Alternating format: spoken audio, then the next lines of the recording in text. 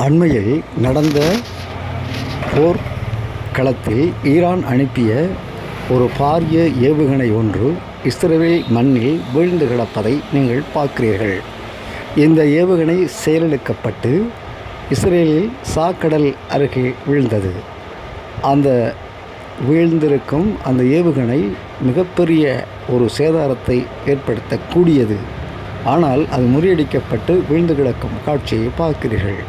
இதை அவர்கள் ஆராய்ச்சி செய்து இது எந்த தயாரிப்பு என்பதை அவர்கள் கண்டுபிடித்து அதற்கு மாற்று மருந்து தயாரிப்பார்கள்.